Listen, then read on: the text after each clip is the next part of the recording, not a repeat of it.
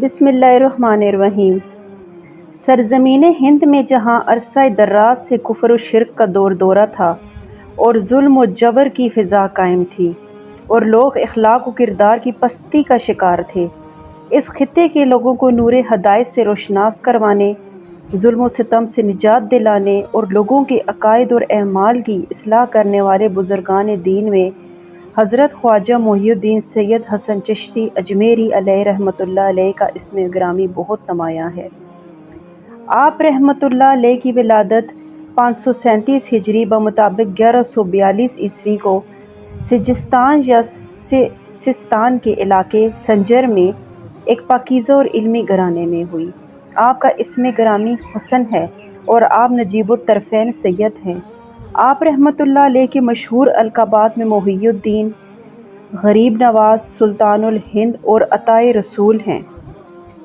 حصول علم کے لیے آپ رحمۃ اللہ علیہ نے شام، بغداد اور کرمان وغیرہ کا سفر بھی اختیار فرمایا اور کثیر بزرگان دین سے اکتساب فیض کیا، جن میں آپ کے پیر اور مرشد حضرت خواجہ عثمان ہارونی اور پیران پیر حضور غوث پاک حضرت شیخ عبدالقادر جیلانی کے اسماء قابل ذکر ہیں۔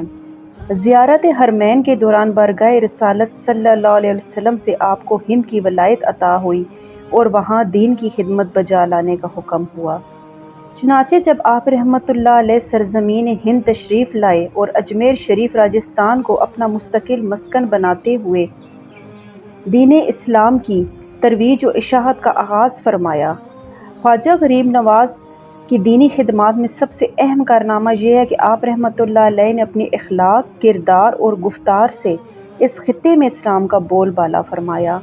لاکھوں لوگ آپ کی نگاہ فیض سے متاثر ہو کر کفر کی اندھیریوں سے نکل کر اسلام کے نور میں داخل ہوئے، یہاں تک کہ جادوگر سادھو رام، سادھو اجے پال اور حاکم سبزوار جیسے ظالم اور سرکش بھی آپ کے حلقہ مریدوں میں شامل ہو گئے۔ دوستو، ہند میں خواجہ غریب نواز کی آمد ایک زبردست اسلامی، روحانی اور سماجی انقلاب کا پیش خیمہ ثابت ہوئی۔ خواجہ غریب نواز ہی کے طفیل ہند میں سلسلہ چشتیہ کا آغاز ہوا۔ آپ رحمۃ اللہ علیہ نے اصلاح و تبلیغ کے ذریعے تلامذہ اور خلفاء کی ایسی جماعت تیار کی کہ جس نے برصغیر پاک و ہند کے کونے کونے میں خدمت دین کا عظیم فریضہ سر انجام دیا۔ دہلی میں آپ کے خلیفہ حضرت شیخ قطب الدین بختیار کاکی علیہ رحمۃ اللہ نے اور ناگور میں قاضی حمید الدین ناگوری نے خدمت دین کے فرائض سر انجام دیے۔ خواجہ غریب نواز رحمۃ اللہ علیہ کے اس مشن کو عروج تک پہنچانے میں آپ کے خلفاء نے بھی بھرپور حصہ لیا۔ حضرت بابا فرید گنج شکر رحمۃ اللہ علیہ نے پاک پتن کو، شیخ جمال الدین ہنسوی رحمۃ اللہ علیہ نے ہانسی کو اور شیخ نظام الدین اولیاء رحمۃ اللہ علیہ نے دلی کو مرکز بنا کر اسلام کی تبلیغ میں وہ خدمات سر انجام دی جو ناقابل فراموش ہیں۔ خواجہ غریب نواز رحمۃ اللہ علیہ نے تحریف و تصنیف کے ذریعے بھی اشاعت دین اور مخلوق خدا کی اصلاح کا فریضہ سر انجام دیا۔